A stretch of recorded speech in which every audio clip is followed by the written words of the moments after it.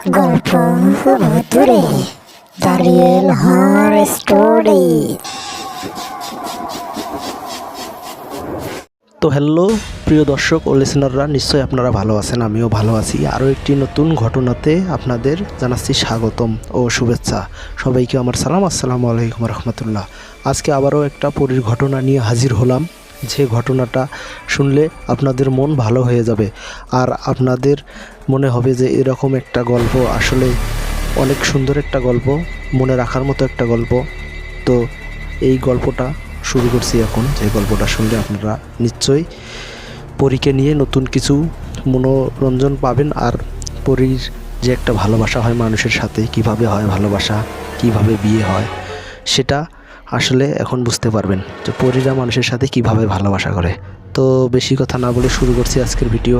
আবার আরেকটা কথা বলছি, আপনারা যদি চ্যানেলে নতুন হয়ে থাকেন অবশ্যই চ্যানেলটি সাবস্ক্রাইব করুন, বেল আইকনটি ওপেন করে রাখুন এরকম মজার ভিডিও পেতে। আর ঘটনা আপনাদের সাথে থাকলে বা আপনাদের কারো সাথে জানা কারো সাথে কোনো ঘটনা থাকলে পাঠিয়ে দিতে পারেন আমাদের ইমেলে। আমার ইমেল অ্যাড্রেসটি হচ্ছে therealhorrorstory@gmail.com। তো এই ইমেলে আপনারা পাঠিয়ে দিতে পারেন, সবগুলো ছোটো হাতের অক্ষর দিয়ে ইমেল। তো বেশি কথা না বলে শুরু করছি আমার এই ঘটনা। তো অবশ্যই চ্যানেলটিতে সাবস্ক্রাইব করবেন আর ভিডিওতে লাইক দিবেন আর শুনতে থাকুন আজকের এই ভিডিও। তো আমি লিখছি, আমার নাম মোহাম্মদ রাকিবুল ইসলাম, আমি নারায়ণগঞ্জ থেকে লিখছি ঘটনাটি। এটা আমার এক দাদুর সাথে ঘটে যাওয়া একটা ঘটনা। তো ঘটনার সময়কাল 1985 সাল, তখন অনেক দিন তো আগেরই কথা, 1985 সালের ঘটনা এটা। ঘটনাটা হলো পরীর সাথে দাদুর ভালোবাসা। তো আমার নাম মোহাম্মদ রাকিবুল ইসলাম, আমার দাদুর সাথে ঘটনা। তো দাদু যখন ছোট তখন থেকে শুরু করছি। দাদু যখন ছোট তখন থেকেই দাদু লেখাপড়া করতো স্কুলে। 6-7 বছর বয়স থেকে সে স্কুলে পড়তো। যখন 10-11 বছর হয়ে যায় দাদু তখন দেখে যে ফ্যামিলির অবস্থা বেশি ভালো না। দেখতেছে তার বাবা একাই সংসার চালাইতে পারতেছে না। বলে রাখা ভালো, তার বাবা কিন্তু বংশীবাদক, বাঁশি বাজাতো তার বাবা।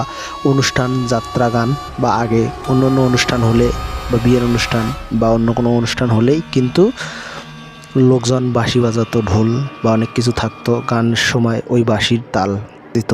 আমার বাবাই ওই রকমই একজন লোক ছিল যে বাঁশি বাজাতো। সে বাঁশি বাজিয়ে মানুষ গান শোনাতো, সে বাঁশি বাজাতো, এটাই তার কাজ ছিল। তো এইভাবে দুঃখ কষ্ট নিয়ে চলতেছিল। সে তেমনটা টাকা উপার্জন হতো না আসলে, একজন লোক বাঁশি বাজিয়ে আর কয় টাকা কামাতে পারতো। তো এইভাবে দুঃখ কষ্ট নিয়েই চলতেছে। পরে আমি ক্লাস 5 পাস করার পরে, তো তারপরে আমি আর লেখাপড়া করতেছি না, দেখতেছি এরকম কষ্ট, বাবা চলতে পারে না। তা আমি একদিন বাবাকে বললাম যে বাবা, আমিও তোমার সাথে কিছু একটা করতে চাই, এই সংসার তো আর চলে না, আমিও দেখতেছি খুব অভাব অআটন, সংসার চলে না। তো বাবা বললো যে কি করবা। বাবা অনেক ভেবে চিন্তে বললো যে তুমি যদি বাঁশি বাজা শেখো তাহলে আমি তোমাকে বাঁশি বাজা শিখিয়ে অনেক বড় বংশীবাদক তৈরি করতে চাই। তো বাবার এই কথা শুনে আমি খুশি হলাম যে বাঁশি বাজাবো, বাঁশি বাজালে তো আমারও বাঁশি বাজানো, আমারও অনেক ইচ্ছে বাঁশি বাজা শেখা। তো আমি ভাবলাম যে ঠিক আছে, বাবার ওই কথা যখন বললো, তো বাবার কথা শুনে আমি বাঁশি বাজা শিখবো। তো বাবা আমাকে বাঁশি বাজা শেখালো। বাঁশি নিয়ে কোন ফুটার মধ্যে হাত দিয়ে কীরকমভাবে সুর তুলতে হয় এরকম করে সে আমাকে বাঁশি বাজা শেখানো শুরু করলো। তো বেশি দিন লাগলো না, আমি তাড়াতাড়ি শিখলাম। এভাবে আস্তে আস্তে দিনকাল কাটতে থাকলো। পরে বাবার সাথে আমি যেতাম, বাবা যে জায়গায় একটু বাঁশি বাজাতো পরে আমি বাজাতাম। তো এইভাবে আমি একসময় অনেক বড় বংশীবাদক হয়ে উঠি। তো এইভাবে বাঁশি বাজাতে থাকি।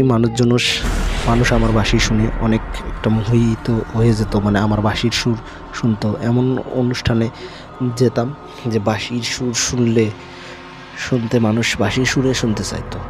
এমনও দেখা গেল যে একটা অনুষ্ঠানের মধ্যে আধা ঘন্টা বা 15 মিনিট একটা না আমি বাঁশি বাজিয়ে যাইতেছি, মানুষ শুনতেছে, অনেক গণ্যমান্য লোক। আমাকে বকশিশ দিত বা আমার বাঁশির সুর শুনে তারা অনেক একটা ফিল পেত। এইভাবেই কাটতে থাকলো। আস্তে আস্তে আমি আরও বাঁশিটাকে আয়ত্ত করে নিলাম। এইভাবে আমি আরও সুন্দর করে বাঁশি বাজাতে পারতাম বা বাঁশি বাজাতাম। আমার বাঁশির সুর শুনে মানুষ আনন্দিত হতো বা আনন্দ পেত। তখন আস্তে আস্তে আমি বড় হতে থাকি। আব্বাও তখন আস্তে আস্তে দুই জায়গায় যাই। আব্বা এক জায়গায় যায়, আমি এক জায়গায় যাই, দুইজন মিলে দুই জায়গায় যাই আমরা বাঁশি বাজাতাম। এইভাবে ভালো ইনকাম হতেছে, এইভাবেই চলতে চলতে যখন আমার বয়স 19-20 বছর, তখন আমি কদিন বাড়িতে বসেছিলাম যে এখন কাজ কাম নাই। তো আমাদের ওই জায়গায় একটা বট গাছ ছিল, ওই বট গাছের নিচে আমি বসে বসে রাত্রে করে বাঁশি বাজাতাম। তো এইভাবে 3-4 দিন আমি রাত্রে করে বাঁশি বাজাতাম। আর বাড়িতে তখন একটু কাজ কাম ছিল না বা অনুষ্ঠান ছিল না, তো তারপরে আমি ওই জায়গায় বাঁশি বাজাতাম। তো একদিন বাঁশি বাজালাম না, পরের দিন ওই দিক দিয়ে মাদ্রাসার ছাত্রীরা যায় আর বলে, ভাইয়া আপনি বাঁশি বাজালেন না কেন কালকে? তো আমি বললাম বাঁশি বাজাবো, বাঁশি তো কালকে বাজাতে পারলাম না, আমার সমস্যা ছিল, ওই জন্য আমি কালকে বাঁশি বাজাতে পারলাম না। তো ওর মধ্যে দেখি একটা অনেক সুন্দর করে মেয়ে, যার নাম মায়া, সে আমাকে বললো, ভাইয়া আপনি বাঁশি বাজান না কেন? আপনি বাঁশি না বাজালে তো আমার ভালো লাগে না, আপনি বাঁশি বাজান না কেন? আমি বললাম আমি বাঁশি বাজাবো কেন? আমাকে বাঁশি বাজানোর জন্য কেউ টাকা দেয় যে আমি এই জায়গায় বাঁশি আমার মনে চাইলে আমি বাজাবো, না চাইলে নাই। সে মেয়েটা তার ব্যাগ থেকে 100 টাকা বার করে দিয়ে আমাকে বললো, নেন এটা নেন, তারপরও আপনি বাঁশি বাজাইন। আপনার বাঁশি, আমার বাঁশির সুর আমার কাছে সুন্দর লাগে, অনেকই লাগে। আপনার বাঁশি না শুনলে আমি রাত্রে ঘুমাইতে পারি না। তো মেয়েটার এই কথা শুনে আমি অবাকই হলাম। আমি বললাম, না টাকা লাগবে না, সমস্যা নেই, আমি এমনিতেই বাঁশি বাজাবো। মেয়েটা দেখতে ভাই এত সুন্দর ছিল, আসলে অনেক সুন্দর ছিল ওই মেয়েটা দেখে মনে হয় আমার চোখের পলকে পড়ে না। তো আমি তারপরেও জোর করে দিল, তারপরে আমি নিয়ে সেদিন থেকে রাত্রে বাঁশি বাজাতাম। তো ওই মেয়েটাকে আমারে ভালো লাগতো। ওই মেয়েটা মাদ্রাসায় যেত, আসতো, এইভাবে বাঁশি বাজাতে কয়েকদিন, প্রায় 1-1.5 মাস এইভাবে চলতে তাকে আমি প্রেমের প্রস্তাব দিলাম। সে রাজি হলো। এইভাবেই চলতেই থাকলো সময়।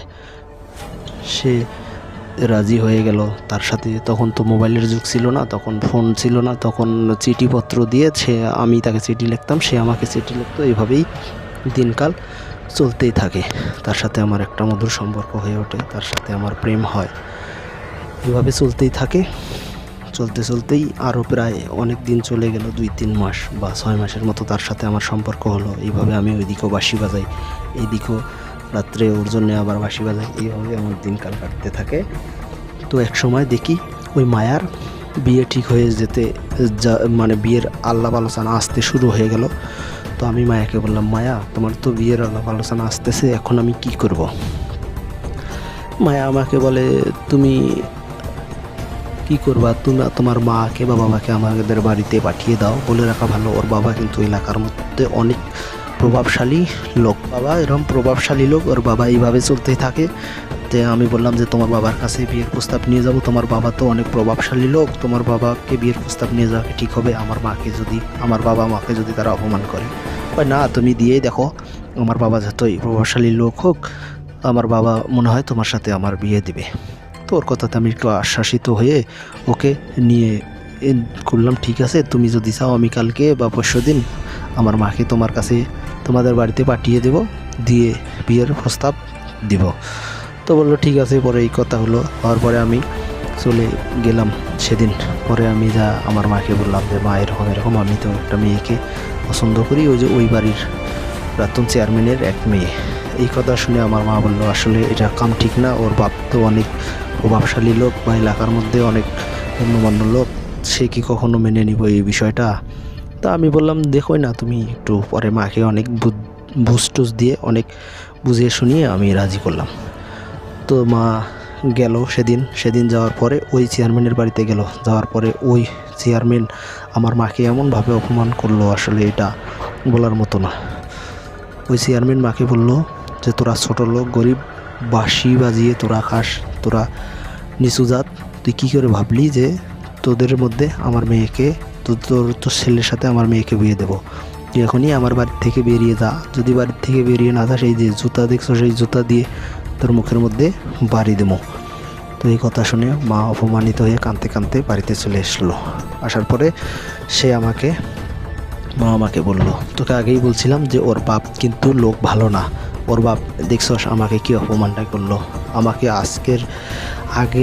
আজকের আগ থেকে এই পর্যন্ত আমাকে এত বড় অপমান কেউ করতে পারেনি। হতে পারি আমরা গরিব বা আমরা ছোটো লোক, কিন্তু কেউ আমাকে এইভাবে অপমান করতে পারেনি। তোর জন্য আমি এত বড় অপমানিত হলাম। তুই আসলেই ভালো না। তুই ওকে বিয়ে করবি, ওই কি তোর সাথে বিয়ে করতে চায় যে তুই ওকে বিয়ে করবি? হ্যাঁ, তুই এটা কী করলি? আমাকে এত বড় অপমান করালি, আমার সাথে এত বড় অপমানটা করালি। তুই ছেলে হয়ে আমাকে এত বড় অপমান করালি। আমারও এই কথা শুনে অনেক কষ্ট লাগলো। আসলে এটা কোনো কথা? বিয়ের প্রস্তাব নিয়ে গেছে, না দিব বড়, সেটা বড় কথা না, কিন্তু আমার মাকে এইভাবে অপমান করাটা কি ওই লোকের ঠিক হয়েছে? তো আমি পরের দিন ওর কাছে আর দেখা হয় না। তো আমি একদিন বাজারের মধ্যে দেখি ওই মায়ার বাবা চেয়ারম্যান ওই জায়গায় দাঁড়িয়ে আছে। তো আমি সালাম দিলাম যে আসসালামু আলাইকুম কাকা, ভালো আছেন? বলে হ্যাঁ ভালো আছি। আমি কাকে বললাম যে এটা আপনি কি করলেন? সেই চেয়ারম্যান বলে, আমি কি বলবো, আমি কি করলাম? তো বললাম যে চাচা, আমার মাকে আপনার বাড়িতে বিয়ের প্রস্তাব দিয়ে পাঠিয়ে দিলাম, আর আপনি কি না আমার মাকে এইভাবে অপমান করলেন। তো বলে, কি বলিস ছোটো লোকের বাচ্চা, তোর এত বড় সাহস, তুই আমার মেয়েকে বিয়ে করবি না? আমার মেয়েকে বিয়ে করবি, আমার বাড়িতে প্রস্তাব পাঠাস, তোর তো খুব সাহস হচ্ছে। এই কথা বলে সে বাজারের মধ্যে আমাকে চত্থাপ্পর ও কিল ঘুষি মারতে থাকলো। মারতে পরে অনেকগুলো চত্থাপ্পর ও কিল ঘুষি দিল। বাজারের লোকজন এসে সবাই মিলে তার কাছ থেকে আমাকে ছাড়িয়ে বাড়িতে পাঠাই দিল। আমি ভাবলাম আসলে এটা কোনো কথা হলো? আমার সাথে এরকমটা হবে আমি তো বুঝতেই পারলাম না। তো তারপরে আমি বাড়িতে গেলাম। বাড়িতে যে এখনও আমি আশেপাশেই খালি ওকে খুঁজি, খালি ওদের ওই দিক যাই কয়েকদিন থেকে, মানে ওকে আমি পাইতেছি না, ওকে খুঁজতেছি, মানে কি হলো বিষয়টা এটা জানানোর জন্যে। তো ওই দিক দিয়ে মাদ্রাসার ছাত্রীরা যেত, আমি সবাইকে ডাক দিয়ে বললাম যে শোনো, মায়ার কি হয়েছে, ওই কয়দিন থেকে মাদ্রাসায় যায় না, ওর সমস্যা কি তোমরা বলতে পারো? তো ওরা বলে, দেখেন মায়ের বাবা আপনার সাথে এই ঘটনা জানার পরে সে মায়াকে তার বই খাতা সব পুড়িয়ে ফেলেছে, বোরখা পর্যন্ত পুড়িয়ে দিয়েছে, আর বলছে তোর বাড়ির বাইরে যাওয়া বন্ধ, তোর বিয়ে ঠিক করবো, আমি অন্য জায়গায় বিয়ে দিয়ে দেবো। এই কথা বলছে মায়া, এই জন্যে আর স্কুলে আসতে পারে না। তো ওর বাবা ওকে ঘরবন্দি করে রাখছে, ওকে অন্য জায়গায় বিয়ে দিয়ে দিবে, ওকে আর স্কুলেও যেতে দেয় না। তো এই কথা শোনার পরে আমার খারাপ লাগলো। তারপরেও আমি ওই দিক দিয়ে ঘুরতাম। একদিন বিকেল সময় দেখি মায়া পুকুরের পাড়ে, পরে আমি দৌড় দিয়ে যাই ওর কাছে, যা বললাম যে মায়া, এটা কি হলো আমার সাথে, বলো তো দেখি, তুমি আসলে এইভাবে আমাকে অপমান করলে, এটা কোনো কথা? তো বলে, কি কথা? আমি বললাম যে আমি তোমার বিয়ের প্রস্তাব পাঠিয়ে দিলাম তোমার বাবার কাছে, তো আমার মাকে তোমার বাবা এইভাবে অপমান করলো। সে বলল যে অপমান করছে, তা আমি কি করব? আমি বললাম তুমি কি করবা মানে, তুমি তো বললেই যে বিয়ের প্রস্তাব পাঠানোর জন্য। সে বলে, আমি তো তোমাকে বিয়ের প্রস্তাব পাঠাইতে বলছি, যে তোমার মাকে অপমান করলে আমার বাবা আমি কি করব? তোমার সাথে যদি আমার বিয়ে না দেয় আমি কি করব? তা আমি বললাম, এটা কোনো কথা? তুমি আমাকে ভালোবাসো নাই?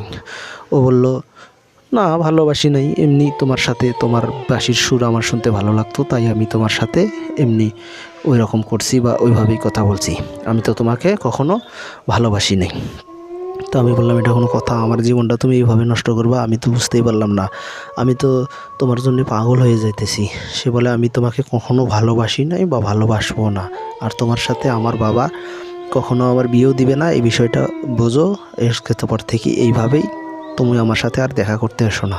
আমি তোমার বাঁশির সুর শুনতাম, তোমার বাঁশির সুর আমার অনেক ভালো লাগতো, তাই আমি তোমার সাথে কথা কইতাম বা তোমার বাঁশি শুনতাম।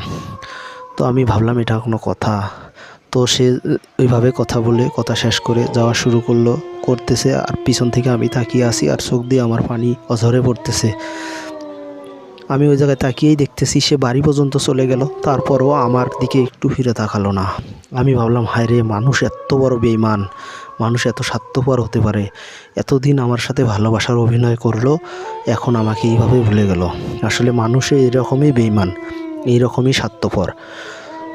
তো তারপরেও আমি বাড়িতে এসে আর আমি আগের মতো অনুষ্ঠানে যাই না, বাঁশি বাজাই না, তো এইভাবেই বাড়িতেই পড়ে আসি। আর ওর জন্যে বাঁশি বাজাতাম। বলে রাখা ভালো, আমাদের বাড়ি আর ওদের বাড়ির মাঝখানে একটা ভিটা ছিল, ওইটা দোষের ভিটা বলে মানুষ, পরের ভিটা বলে। ওই জায়গার মধ্যে যা প্রতি রাত্রে আমি বাঁশি বাজাতাম আর বাঁশির সুরে নাম ধরে ওকে আমি ডাকতাম যে মায়া তুমি আসো, আমার কাছে আসো, একটু আমার সাথে দেখা করো। এইভাবে প্রত্যেক দিনে বাঁশি বাজাতাম আর ওকে ডাকতাম, কিন্তু ও আসে না। এমন করে প্রায় 6-7 দিন চলে যায়, ও আসে না।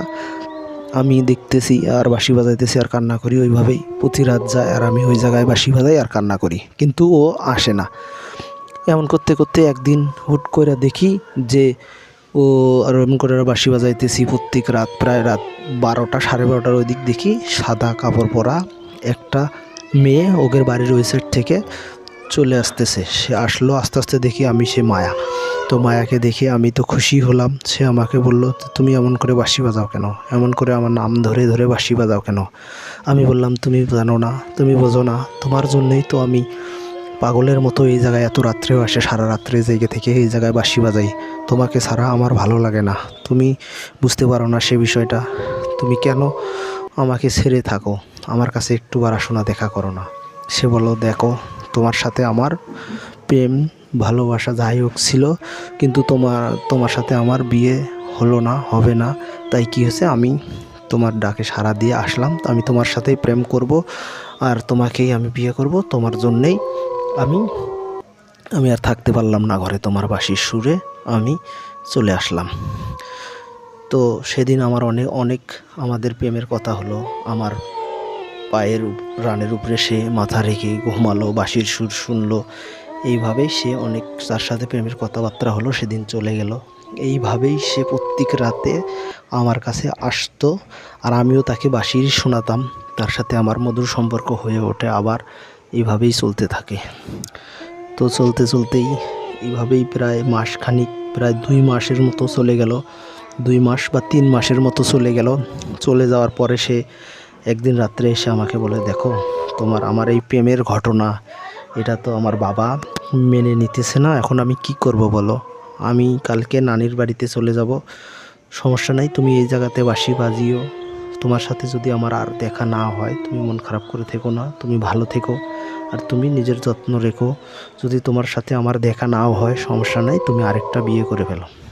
এই কথা শুনে তো আমার কান্না চলে আসলো। আমি ওকে জড়িয়ে ধরলাম আর বললাম, দেখো মায়া, তুমি আমাকে ছেড়ে যেও না, আমি সত্যি তোমাকে ভালোবাসি, তোমার জন্যে আমি সব করতে পারবো। তুমি চাও, তুমি বলো কি করব, তুমি আমাকে কি করতে বলো, আমি সেটাই করব। তোমাকে ছাড়া আমি বাঁচবো না মায়া, আসলে তোমাকে ছাড়া আমি বাঁচবো না। সে বলো, দেখো পাগলামি করো না, তোমার সাথে আমি প্রত্যেক রাত্রে আসে এই জায়গাতেই করি। এটা যদি আমার বাবা শোনে, তোমারও অনেক বড় ক্ষতি হয়ে যাবে। আর আমি আজকের পর থেকেও যদি না আসি, তুমি ভালো থেকো, সুখে থেকো।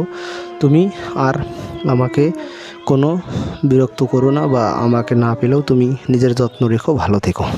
তো এই কথা শুনে সেদিন সে দূর দিয়েই মনে হয় চলে গেল, সে বাড়িতে গেল। তারপরের দিন শুনি তার মায়ার বিয়ে। তো এই কথা শোনার পরে তো আমার মাথায় আসমানটা ভেঙে পড়লো। আসলে আমি কি করব, ওকে ছাড়া তো আমি বাঁচবো না। এখনও প্রতি রাত 3টার সময় 4টার সময়, মানে প্রতি 2-3 মাস থেকে প্রতি রাত্রে ওর সাথে দেখা হতো আমার। তো এইভাবে বিয়ের আল্লাহ আসার পরে একদিন বিয়েও ঠিক হয়ে গেল। পরে একদিন আমি এইভাবে, যেদিন ওর বিয়ে, আমি সেদিন থাকতে পারতেছি না, আমার এত কষ্ট লাগতেছে, বুকটা ছিঁড়ে যেতেছে, মনে হয় আমি এক্ষুনি মরে যাব। তো তারপরে আমি গেলাম ওদের বাড়িতে। এত কিছুর পরেও যে ক্ষেতের আইল দিয়ে আসছিল, ভূমি বাড়ি বা ধান কাটা হয়ে গেছিলো, তখন ওই দিক দিয়ে আমি দৌড় দিয়ে ওদের বাড়িতে গেলাম, যে আমি বিয়ের ওদেরকে সবাইকে বলবো যে এরকম ঘটনা, ও আমার সাথে প্রেম করে, তারপরেও আপনারা কেন ওকে বিয়ে দিতেছেন। তো এইভাবে গেটের মধ্যে আটকালো। বলে, ওই জায়গার লোকেরা বললো, বেটা তুই এখানে কি করস? তো 2 জন মিলে আটকালো। বললো যে, আমি বললাম যে মায়ের সাথে দেখা করব। তো ওরা 2 জন আমাকে ধরলো, ধরার পরে বললো যে না, মায়ের সাথে দেখা হবে না, তুই যা। তো ওদের হাত থেকে আমি ছুটে মুটে, পরে মায়া যেদিকে আছে আমি ওদিকে গেলাম, যে দেখলাম যে মায়া কি করে। তো দেখি মায়া বউটৌ সাজে বসে আছে। ওই জায়গা যাওয়ার পরে মহিলা মানুষগুলোর সামনে গেলাম। তো মহিলা মানুষের সামনে যাওয়ার পরে সে কতগুলো মহিলা ওই জায়গায় ছিল, একটা মহিলা ছিল একটু বয়স্ক টাইপের, সে আমাকে ধরলো। ধরে বলতেছে, দেখো বাবা তুমি এরকম পাগলামো করতেছো কেন? তুমি আজকে মেয়েটার বিয়ে, তুমি এরকম পাগলামো করলে মেয়েটার যদি বিয়ে ভেঙে যায়, মেয়েটার বাবা কিন্তু তোমাকে ছাড়বে না, তোমাকে মেরেই ফেলবে, এক কোপ দিয়ে 2 টুকরা করে গাঙ্গে ভাসিয়ে দিবে। ওর বাবাকে তো তুমি চেনোই, তুমি বাবা ঝামেলা করো না, তুমি কেন এরকম করতেছো? ও তো বিয়ে ঠিক হয়ে গেছে, ও বিয়েতে রাজিও। তুমি যদি ওর সাথে প্রেমই করতা বা তোমার সাথে প্রেমই করতো, ও তো বিয়েতে রাজি হতো না। তো আমি বললাম, ও আমাকে এভাবে ধোঁকা দিল কেন? আমি তো ওর সাথে কখনো খারাপ কিছু করি নাই, বা ওর সাথে আমি কখনো খারাপভাবে, ওর সাথে আমি প্রেম করছিলাম, ও আমাকে এভাবে ঠকাবে কেন? তো ও ঠিক আছে, ও নাহলে ঠকালোই, তারপরও 2-3 মাস থেকে, গত 2-3 মাস থেকে ও প্রতি রাতে আমার সাথে, আমি বাঁশি বাজাতাম, ও আমার কাছে যেত, যে বাঁশির সুর শুনতো, আমার রানের উপর মাথা দিয়ে ঘুমাতো। তো এই কথা ওই মহিলা শুনে বলে যে, কি বলো বাবা তুমি? ওই প্রতি রাত্রে তোমার সাথে দেখা করতে যেত? আমি বললাম, সে প্রতি রাত্রে আমার সাথে দেখা করতে যেত, আমার রানের উপর মাথা দিয়ে সে ঘুমাতো, আমাকে সে ঘুম পাড়াতো, আমরা দুজন মিলে বাঁশি বাজাতাম। ও আমার বাঁশির সুর শুনতো, শুনে সারা রাত জেগে আবার রাত 2টা 3টা বা 3:30টার ওই দিক সে বাড়িতে চলে আসতো। এইভাবে প্রায় 3 থেকে 4 মাস, প্রায় 3 থেকে 4 মাস সে এইভাবে আমার সাথে দেখা করতো। তো ওই মহিলাটা বলল যে, দেখো বাবা, ও তো আমার জানা মতে কখনো রাত্রে কখনো ওই দিক যাওয়ার কথা না, তারপরও তুমি থাকো, আমি ওকে ওর কাছে জিজ্ঞেস করে আসি, দেখি শুনি সে ও কখনো তোমার সাথে দেখা করতে গেছিল কি না। সে ওই মহিলাটা চলে গেল ওই মায়ার কাছে, যা বলল যে, মায়া তুই বলে প্রত্যেক রাতে ওর সাথে দেখা করতে ওই পরের ভিটাতে যাইতিস, ওই পরের ভিটাতে যা প্রত্যেক রাত্রে ওর সাথে দেখা করতিস, ওর রানের উপরে মাথা দিয়ে তুই ঘুমাইতিস, সারা রাত বাঁশি শুনে আবার রাত 2টা 3টার সময় চলে আসতিস। তো এই কথা শুনে মায়া বলল যে, না, আমি কখনো রাত্রে ওর সাথে দেখা করতে যেতাম না বা ওর কাছে যেতাম না। ওর বাঁশির সুর আমি ভালো লাগতো তাই শুনতাম, কিন্তু আমি কখনো ওর সাথে যাই নাই বা ওর বাঁশির সুর শুনতাম, এটাই এতটুকু। ওর সাথে দেখা করতে আমি কেন যাব? আর আমি যদি যেতাম, আমার দাদি আমার সাথে থাকতো, আমার দাদি বিষয়টা জানতো না। তো ওর দাদি আছিল এলাকার মধ্যে সবচেয়ে মান্যগণ্য বা একজন মহিলা, যে মহিলা সবসময় কোরআন পড়তো, কোরআন হাদিস পড়তো, সে কখনো মিছা কথা বলতো না, সে হজও করে এসেছে একবার। তো এই কথা আমি যা ওর দাদিকে বললাম। ওর দাদি বলল যে, না, আমার নাতনি এমন কাম করতে পারে না কখনো, সে কখনো বাড়ির বাইরে বা রাত্রে কখনো সে যায়নি। আমি তার সাথে ছিলাম, কখনো সে যেতে পারে না, সে যায়ও নাই। সে রাত্রে তো দূরের কথা, সে দিনেও তো কখনো ওর সাথে দেখা করতে যায়নি। প্রায় 3 থেকে 4 মাস তো ওর সাথে কখনো সে দেখাই করেনি মায়া। তো এই কথা শুনে আমিও অবাক হলাম। অবাক হয়ে বললাম যে, এটা কোনো কথা? প্রত্যেক রাতে ও আমার সাথে যেত। তো ওই চাচি বলল যে, ঠিক আছে, তুমি হয়তো ওটা মায়া ছিল না, অন্য কেউ ছিল, সে তোমার সাথে মায়ার রূপ নিয়ে এসেছিল, হয়তো ওটা মায়া ছিল না, ওটা পরী বা জিন ছিল, যাই হোক ছিল। তুমি আজকে আর ঝামেলা করো না, তুমি চলে যাও, কারণ তুমি এই মেয়েটার বিয়ে ভেঙে দিলে ওর বাবা তো দূরের কথা, ওই মেয়েও তোমাকে মেরে ফেলবে। যেহেতু ওই মেয়েটা তো বিয়ে ঠিক হয়ে গেছে, একটা মেয়ের যদি বিয়ে ভেঙে যায় তাহলে কিন্তু সেই মেয়েটার আর কিছু থাকে না। বাবা তুমি চলে যাও, আর এই জায়গায় দেরি করো না, এই জায়গায় দেরি করলে কিন্তু ওর বাবার যে লোকজন আছে সেও তোমাকে মেরে ফেলবে, তুমি চলে যাও, এই বিষয়টা নিয়ে পরে তোমার সাথে কথা বলতেছি। তো এইভাবেই সে বিয়ে হয়ে গেল এলাকার মধ্যে। আমাকে এইভাবে মেরে টেরে ওই বাড়ির থেকে বের করে দিল এলাকার থেকে। পরে পুলিশ টুলিশ বা প্রশাসন এনে ও তারপরে ওই জায়গার থেকে বিয়ে হয়ে গেল, আর কোনো ঝামেলা ছাড়াই তারা মেয়েকে বিয়ে দিয়ে দিল, মেয়ে চলে গেল, বিয়ে হয়ে গেল। আর আমি পরে ওই চাচি একদিন আমার বাড়িতে এসে বলল, সুজন তুমি কি কো, তোমার সাথে প্রত্যেক রাতে ও দেখা করতে আসতো, এই বিষয়টা কি সত্যি? আমি বললাম, হ্যাঁ চাচি, সে আমার সাথে প্রত্যেক রাত্রে বিয়ে করতে আর দেখা করতে আসতো, আমার সাথে দেখা করতো, আমার রানের উপরে মাথা দিয়ে ঘুমাতো, আমরা অনেক সুখ দুঃখের আলাপ আলোচনা করছি বা অনেক কথা বলছি। পরে এইভাবেই সে চলতে থাকতো, আমি ওর সাথে দেখা করতাম, আমি রাত্রে বাঁশি বাজাতাম, ও আমার সাথে দেখা করতো। তো এই কথা বলার পরে চাচি বলল যে, আসলে তো এটা মনে হয় মায়া ছিল না, ও তো মিছা কথা বলার কথা না, কারণ ও নাহলে মিছা কথা বলবে, ওর দাদি তো মিছা কথা বলার কথা না, ওর দাদি হচ্ছিল একজন ফরেজগার লোক, ইমানদার লোক, ওর দাদি একজন হাজি মানুষ, সে তো মিশা কথা বলবে না। তারপরেও তুমি থাকো, আমি এই বিষয়টা নিয়ে ওদের সাথে কথা বলে দেখি। তো এই কথা বলে চাচি চলে গেল। চাচি গিয়ে ওদের বাড়িতে, মায়াদের বাড়িতে যা দেখে যে মায়ের দাদি কোরআন শরীফ পড়তেছে। তো তারপরেও যা জিজ্ঞেস করলো চাচি, যা বললো যে মায়ের দাদিকে যে দেখেন, আপনি কি সত্যি সত্যি মায়াকে কোনো দিন রাত্রে ওই পরীর ভিটাতে মায়াকে যাইতে দেখেন নাই, বা গেছিল না আপনি বলেন? মায়ের দাদি বলল, দেখো আমার সামনে এই কোরআন শরীফ আছে, কোরআন শরীফ পড়তেছি, কোরআন শরীফ পড়া অবস্থায় কি তোমার সাথে আমি মিথ্যা কথা বলবো? আমার নাতি কখনো ওই পরীর ভিটাতে রাত্রেও যায় নাই, দিনেও যায় নাই, বা কখনো দেখা করতেই যায় নাই। তো এই কথা শোনার পরে তো বিয়ে হয়ে গেল। তো চাচি আবার এসে আমাকে বলল, দেখো সুজন, ওইটা তো মায়া ছিল না, ওইটা হয়তো অন্য কেউ ছিল, তুমি এটা ভুলে যাও। যতই কিছু হোক, আমাদের এলাকার চাচি পরে উদাহরণ দিল যে আমাদের এলাকাতে একটা লোক ছিল, তার বউ মারা গেছে, তারপরেও একটা পরী তার বউয়ের রূপ নিয়ে আসতো, তাকে খাবার দিত, এটা সেটা করতো, তার সাথে থাকতো, এমনকি তার সাথে সহবাসও করতো। এটা শোনার পরে আমার মাথায় তখন আকাশ ভেঙে পড়লো যে আসলে ওটা মায়া ছিল না, ওটা অন্য কেউ ছিল, ওটা কে ছিল, ওটা কী ছিল। তারপরেও চাচি বলল যে এখন তো মায়ের বিয়ে হয়ে গেছে, 2 দিন পরে মায়া আসবে বাড়িতে, আবার তখন আমি তোকে তোর সাথে সরাসরি মায়ার কথা বলিয়ে দেওয়ার কথা বলবো। তারপরে সে চাচি একদিন ডাকলো আমাকে, মায়ার যখন বিয়ের তোলা করা দেয় না, এদিক থেকে বিয়ে হবার যায়, এদিক থেকে আসে, পরে একদিন মায়াকে ওদের বাড়িতে নিয়ে আমাকে নিয়ে ডাকলো। পরে আমি গেলাম, নিয়ে এক ঘরের মধ্যে আমাকে আর মায়াকে দিল, দিয়ে চাচি ওই যা দাঁড়ায় আছে বললো, আমি বললাম, মায়া তুমি এতটা বেঈমান, এতটা স্বার্থপর আর এতটা নির্লজ্জ, তুমি আমার সাথে প্রেমের অভিনয় করে আমার জীবনটা ভেঙে দিলা কেন? কেন আমার সাথে তুমি এরকমটা করলা? আমি কি অন্যায় করেছিলাম তোমাকে?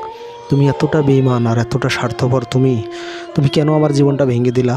আসলে তুমি যাও, ঠিক আছে, তুমি বিয়ে হচ্ছ সেটাও ঠিক আছে, তুমি আমার সাথে এরকম অভিনয় করলা কেন? প্রতি রাত্রে তুমি আমার কাছে যেতা, আমি বাঁশি শোনাতাম, আমার মানের উপরে মাথা দিয়ে তুমি বাঁশির সুর শুনতা, আর তুমি কিনা বলো তুমি কিনা অন্য জায়গায় বিয়ে করলা, তুমি আমার সাথে কেন এরকম বললো? মায়া আমাকে বললো, দেখুন সুজন ভাই, আমি কিন্তু কখনো আপনার সাথে বা রাত্রে আপনার কাছে যাই নাই, আপনি আল্লাহর কসম করে বলি, আমি রাত্রে ওই জায়গায় যাই নাই, বা ওটা অন্য কেউ ছিল, ওটা জিন পরি ছিল, আপনি অন্য কেউকে ভালোবেসেছেন বা অন্য কাউকে দেখেছেন, আমাকে দেখেন নাই। তো এই কথা বলে, তার সাথে কথা বলে আমি চলে আসলাম বাড়িতে। এসে কান্নাকাটি করতেছি, আর ভালো লাগে না, এদিক দিয়ে যাইতেও পারি না, কোনো জায়গায় কোনো কাজও করতে পারতেছি না, এইভাবেই পড়ে আছি সংসারের মধ্যে। আমার মা বাবা আমার সাথে অনেক রাগারাগি করতেছে, ঝামেলা করতেছে, এইভাবেই। তারপরে আমি ভাবলাম যে ওইটা তাহলে কে ছিল? মায়া যদি আমার সাথে এরকম করবে, মায়া যদি আমার সাথে না আসতো, সেটা কে আসতো? তো একদিন একটা রশি নিয়ে আর বাঁশি নিয়ে আমি ওই জায়গায় চলে গেলাম, যা বললাম, দেখুন আপনি যেই হন না কেন, আপনি আমার সামনে আসেন। যদি আজকে আপনি আমার সামনে না আসেন, এই যে আমি রশি নিয়ে আসছি, এই জায়গার মধ্যে গলার মধ্যে ফাঁস দিয়ে আমি মারা যাব, আর আপনি যদি আমার সামনে না আসেন বা দেখা না করেন, আমি কিন্তু আজকে মারা যাব। তো এই কথা বলে আমি অনেকক্ষণ ওই জায়গায় থাকলাম। থাকার পরে অনেকক্ষণ থাইকা অনেকক্ষণ দেখলাম যে কেউ আসে না। তো ভাবতেছি, যাই হোক গে, আমি মারা যাবো, এই জীবনটা রেখে আর কী লাভ? আমি এক তো মায়াকেও পাইলাম না, মায়ার রূপে যেটা আসতো সেটাও যদি আর না আসে, তাহলে আমি থাইকে আর কি? তো আমি রশি টানার জন্য যেই উপর মুখে তাকালাম, দেখি সে উপরের ডালে বসে হাসতেছে আমাকে দেখে। সে হাসতেছে আমাকে দেখে। আমি বললাম যে, কে তুমি? সে ওই জায়গার থেকে বলল যে, আমাকে দেখে তুমি ভয় পাও না? আমি বললাম না। আমি বললাম, নিচে আসি? আমি বললাম, আসো। সে আসার পরে আমার কাছে সামনে এসে বসলো। আমি বললাম যে, কে আপনি? আপনি কে, আর আমার সাথে কেন এরকমটা করলেন?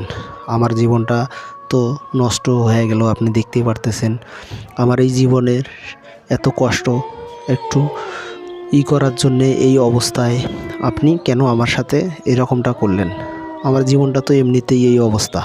সে আমাকে দেখে বলে, কেন, আমি যে একটা পড়ি সেটা দেখে আপনার ভয় লাগে না? আপনি আমার সাথে বসে আছেন, আপনার ভয় লাগে না? আমি বললাম, ভয় লাগবো কেন? কেন ভয় লাগবো? আর আপনি আমার সাথে এরকমটা কেন করলেন? আমার এই কাটা গায়ে আপনি নুনের ছিটা কেন দিলেন? আমি একই তো আমি ওই মায়ার জন্য পাগল হয়ে এই জায়গায় বাঁশি বাজাতাম, তা আপনি আবার এই কাজটা কেন করলেন? সে বলল, দেখো আমি কাটা গায়ে নুনের সেটা মোটেও দেই নেই। তোমার এত দুঃখ কষ্ট, এত ভালোবাসা, এত আবেগ, এত সুন্দর করে তুমি বাঁশির সুরে মায়াকে ডাকতা, মায়ার পাথর বলে সে আসে নাই, কিন্তু তোমার এই কষ্ট দুঃখ দেখে আমি থাকতে পারতাম না। আমি একদিন ঠিকই মায়ার রূপ নিয়ে আমি তোমার সামনে এসে আসলাম। তো আসার পরে তোমার ওই কাটা ঘায়ে নুনের ছিটা না, আসলে ওই কাটা ঘায়ে আমি তোমার একটু মলম লাগানোর চেষ্টা করলাম। সে মায়া তো তোমাকে ভালোবাসে কিনা জানি না, কিন্তু তোমার এরকম আবেগ আপ্লুত ভালোবাসা আর এত সুন্দর দেখে তো আমি ভাবলাম যে এটা আসলে মানুষ, পরি একবারে এরকম পরি মানুষের রূপ কীভাবে নিতে পারে? হুবহুব দেখতে সে একবারে মানুষের মতো। তো আমি তাকে বললাম, আপনি আমার সাথে এমনটা কেন করলেন? আপনি তো বুঝতেই পারতেছেন যে আমি ওই মায়াকে ভালোবাসি, ওই মায়াকে ছাড়া আমি বাঁচি না, আপনি আমার সাথে এরকমটা করলেন। সে বলে, দেখো তোমার এত দুঃখ কষ্ট আর এত এরকম ভালোবাসা দেখে আমার আসলে সহ্য হতো না। আমি দেখতাম তুমি প্রতি রাতে এসে কান্নাকাটি করতা, বাঁশি বাজাইতা, চোখ দিয়ে তোমার পানি পড়তো, আমার দেখে খুব মায়া লাগতো, কষ্ট লাগতো। আমি ওই যে ওই সাইডে বড় গাছটা দেখো না, আমি ওইটার মধ্যেই থাকি, আর তুমি এত কষ্ট দুঃখ নিয়ে এত সুন্দর করে তাকে ভালোবেসে বাঁশি দিয়ে নাম ধরে ডাকো, তারপরেও সে আসে না। আমার এটা দেখে অনেক কষ্ট লাগতো, আমার কষ্টে আমার বুকটা ফেটে যেত। তাই আমি একদিন ভাবলাম যে ওর রূপ নিয়ে আসি। তো আসলাম, আমি এইভাবে এসে তোমার সাথে থাকতাম। তো সে বলে যে আমি যে পড়ি এটা শোনার পরে কি তোমার ভয় লাগে, বা আমাকে ছেড়ে আমাকে এখন তুমি ভয় পাও নাকি? আমি বললাম, না, ভয় পাবো কেন? আমি তো তোমাকে মায়ার রূপেই দেখতে পারতেছি, তোমাকে তো ভালোই লাগতেছে আমার। তো এত কথা শোনার পরে আমি বললাম যে তোমার নাম কি? সে বলে, আমার নাম নূপুর। সে নূপুর এইভাবেই থাকতো, চলতো। সে আমাকে বলে, আমি বললাম যে যাই হোক, মায়া তো চলেই গেছে, তুমি যদি এইভাবে যদি আসো আমার সাথে বা এইভাবেই যদি থাকো, আমি তোমাকেই আমি বিয়ে করব। সে বলে, আমাকে বিয়ে করবা? হাসে। আমি বললাম, হাসো কেন? যে তোমাকেই তো আমি বিয়ে করব, তোমার মায়া গেছে তাই কী হয়েছে? তুমি যদি মায়ার রূপ নিয়ে আসতে পারো, তুমি যদি মায়া হও, আমি তোমাকেই বিয়ে করব, তোমার সাথেই আমি সংসার করব। সে বলে, আমাকে বিয়ে করবে? আমার তো কোনো শরীর নাই। তো বললাম, মানে আমার শরীর নেই মানে? এই যে আমার সামনে দাঁড়িয়ে আছো, তোমার সাথে না আমি কতদিন, তুমি আমার রানের উপরে মাথা দিয়ে থাকতা, আমার সাথে থাকতা, আমার সাথে আসতা, আমার সাথে কথা কইতা, আমি তোমার না গলা ধরে কথা বলতাম, তোমার গায়ে হাত দিয়ে কথা বলতাম। তো এখন কেন তোমার সাথে সংসার করতে পারবো না বা তোমাকে ধরতে পারবো না? সে বলে, এই দেখো আমার হাতটা ধরো দেখি। আমি ভাই দেখতেছি হাতটা একবারে রিয়েল হাতের মতো, বা এলইডি লাইটের আলো যেরকম হয় ওই রকম আলোর মতো আমি হাত দিতেছি, মনে হাতটা দিতেছি, এদিক দিয়ে হাত দিতেছি, ওই দিক দিয়ে বেরিয়ে যাইতেছে, কিন্তু তারে আমি ধরতে পারতেছি না। সে আবার হাসে। আমি বললাম, হাসো কেন? আর এরকম কেন? তুমি তো আগে আমার সামনে আসতা, তোমার আমি শরীরে হাত দিতে পারতাম, বা আমার রানের উপরে মাথা দিয়ে তুমি ঘুমাইতা। সে বলে, দেখো সে একটা মেয়ে ছিল, বা ওই পাশের গ্রামের একটা মেয়ে ছিল, ওই মেয়েটা উপরে ভরণ দিয়ে আমি মায়ের রূপ নিয়ে তোমার কাছে আসতাম। তে আমি বললাম যে এটা তাই? সে বলল যে এখন তুমি ওই মেয়েটার রূপ নিয়ে আসো। আমি বললাম, সে বলে, দেখো ওই মেয়েটাকে নিয়ে আসতাম দেখা এটা আমাদের গোত্রের মধ্যে বা আমাদের সর্দার এটা নিয়ে অনেক কিছু হয়ে গেছে, আমাকে অনেকবার ধমক দিছে বা ধমকি দিছে যে তুমি আর কখনো কোনো মেয়ের রূপ নিয়ে যাবা না, মানে ওইটা অনেক সমস্যা, এগুলো নিয়ে কবিরাজ তান্ত্রিক করলে বা ওইটা নিয়ে যদি অনেক কিছু হয়ে যায়, পরে ওই সর্দারের কাছে বিচার আসলে আমার উপরে অ্যাকশন নেবে বা আমার সমস্যা হয়ে যাবে। এই জন্যে আমি নিয়ে আসতে পারি না, অন্য কোনো মেয়েকে নিয়ে আসতে পারি না। অন্য কোনো শরীর হলে সেই শরীরের মধ্যে সেই শরীরের ভিতরে ঢুকে আমি যে কারো রূপ নিয়ে বা যে কোনো মেয়ে মানুষের রূপ নিয়ে আমি তার সাথে তোমার সামনে আসতে পারবো, বা এমনিতেও আসতে পারবো, কিন্তু আমার কখনো শরীর হয় না। তো এই কথা বলে অনেক আলোচনা করে সেদিনের মতো আমি চলে যাইতাম। সে আমাকে বলতো, তুমি আসবা, প্রতিদিন আসে এই জায়গায় বাঁশি বাজাবা, আর তোমাকেই এইভাবেই আমি তোমার সাথেই প্রেম করব। তো আমি যাইতাম প্রত্যেক রাতেও, তারপরেও সবাই আমাকে দেখে হাসতো আর বলতো যে আমাকে বলতো ওই যে পাগলা, সবাই বলতো, এলাকার ছোট বড় সবাই বলতো যে পাগলা বলে ডাকতো, সুজন পাগলা। তো এইভাবে বলতো। পাগলা বলে ডাকতো, তো আমিও ওদের কথা শুনতাম। তা আরেকটা বিষয় হচ্ছে যে আমি যে ওই জায়গায় বাঁশি বাজাতাম ওই পরি ছাড়া আর অন্য কেউ শুনতে পারতো না। আমি দিনে রাতে দিনে এইভাবেই মানে পাগলের মতো হয়ে ওই জায়গায় যাইতাম আর বাঁশি বাজাতাম। এলাকার লোকজন বলতো, কিরে সুজন, তুই তো পাগল হয়ে গেলি, তুই তো মায়ার রূপে পাগল হয়ে দেবদাস হয়ে গেলি, তো মায়ার তো বিয়ে হয়ে গেল, তো এখন পাগলামো এত করিস কেন? তুই ওই জায়গায় আর কাকে বাঁশি শোনাতে যাস? মায়ার তো বিয়ে হয়ে গেছে, ওই জায়গায় বাঁশি শোনাতে আর কারে যাস রে সুজন পাগলা? তো সবাই আমাকে সুজন পাগলা বলে ডাকতো। আমিও এইভাবেই চলতো, আমার জীবন চলতেই থাকে। তো এইভাবেই সে আমার জীবনে আসে বা তার সাথে আমার দেখা হতো দিনে রাতে, সবসময় সে আমাকে দেখা দিত, আমার সাথে সব কিছু বলতো, ভালো মন্দ বলতো।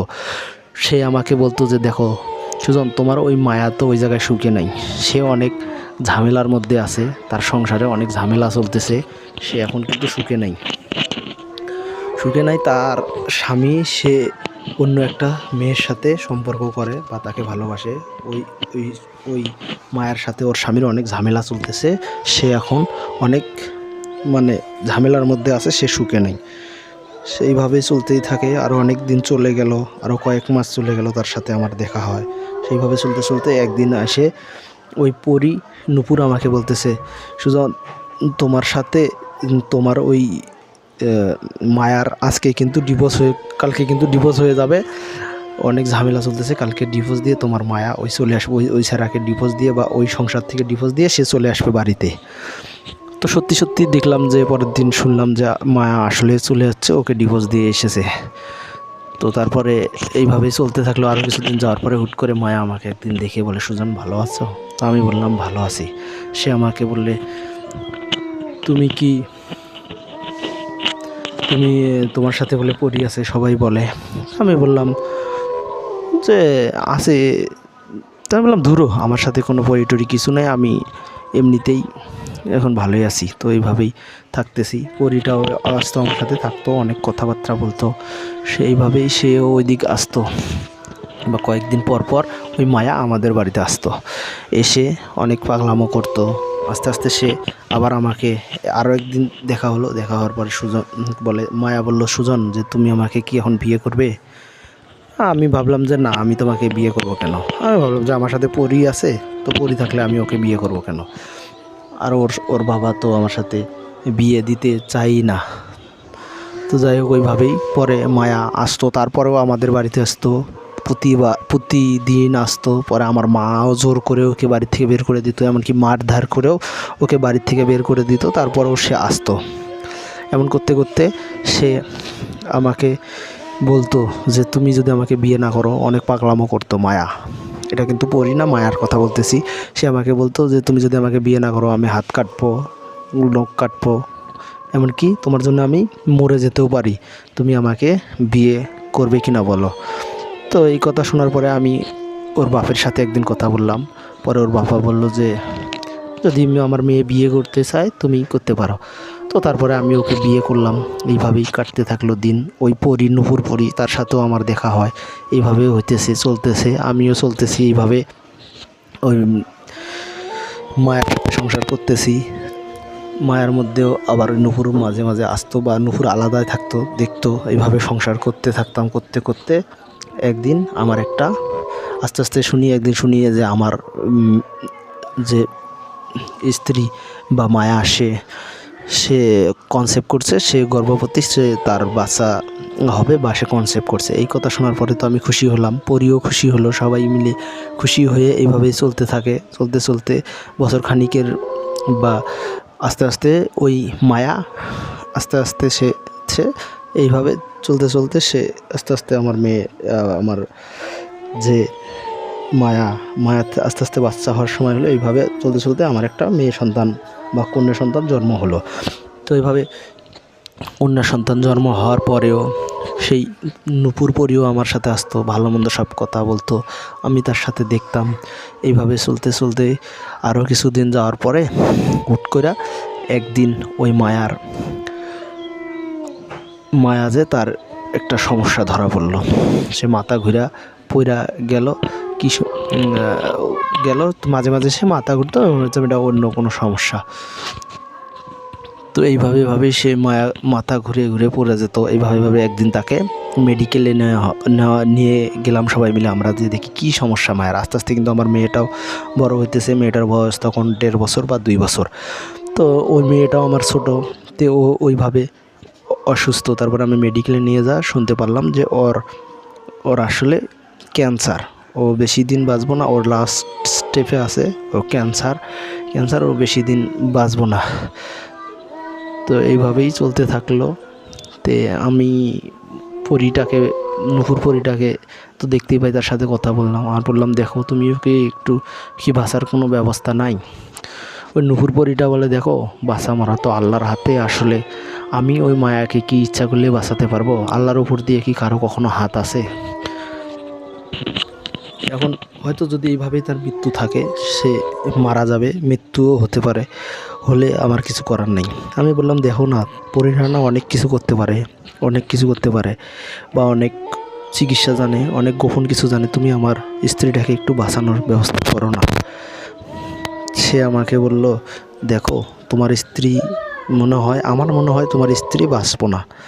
কারণ আমি অনেকবার দেখছি বা অনেক চেষ্টা করে দেখছি, আসলে তোমার স্ত্রী যে স্টেপে আছে এখন, আমিও ভাবি নাই যে তোমার স্ত্রী ক্যান্সার হতে পারে, বা আগে এটা বিষয়ে অত কিছু বুঝতে পারি নাই। এখন বুঝলাম যে তোমার স্ত্রী যত সম্ভব আর বাঁচবো না। সে আমাকে ডেটও বললো একটা, যে ওই যে এই ডেট বা ওই ডেটের মধ্যেই দেখবা তোমার স্ত্রী মারা যেতেও পারে, কারণ সে এখন লাস্ট স্টেপে আছে। তার বাঁচার সম্ভাবনা খুবই অল্প বা ক্ষীণ।